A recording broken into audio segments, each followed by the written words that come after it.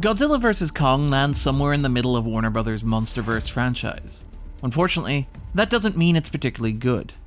To be fair to director Adam Wingard, a number of the problems with Godzilla vs. Kong arise from the hand that he's been dealt.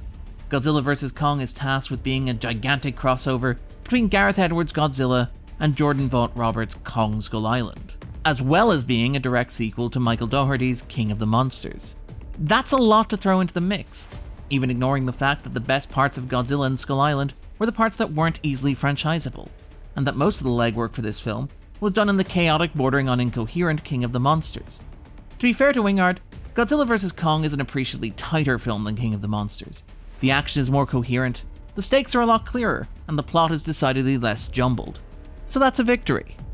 While we're praising Wingard, the director does an impressive job synthesizing the language of the earlier films, introducing Kong to a dissonant period soundtrack that very clearly evokes Vogt-Roberts' Skull Island, and gently shifting the washed-out white, blue, and sepia color palette that define King of the Monsters for a similar but more vibrant neon purple, blue, and red aesthetic. Wingard also takes some cues from the best American kaiju movie of the 21st century, drawing from Guillermo del Toro's Pacific Rim in the staging of his monster-on-monster action.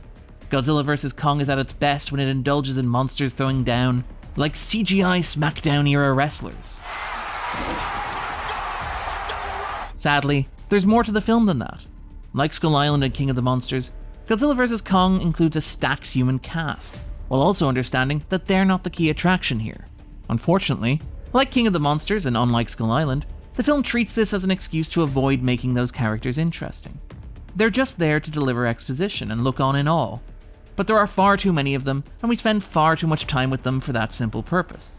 There's admittedly an admirable efficiency to Godzilla vs. Kong, which clocks in at under 2 hours, making it the shortest film in the franchise despite its fairly hefty checklist of obligations to satisfy. Godzilla attacks a major city within 10 minutes. Godzilla and Kong have their first face-off in less than 40. There's precious little meat on the bone. At one point, the entire indigenous population from Skull Island are killed off in a single throwaway line of dialogue. The result of all this is similar to a problem that Gareth Edwards battled valiantly against in Godzilla, and which King of the Monsters collapsed under.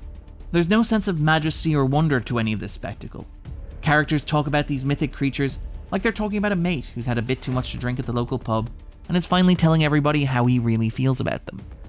It's all routine, familiar, almost comfortable.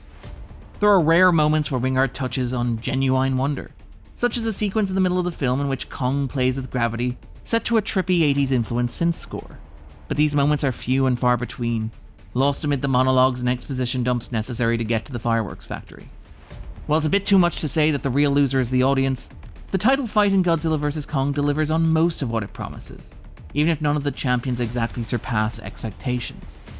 It's just a shame that there's nothing more interesting on the undercard.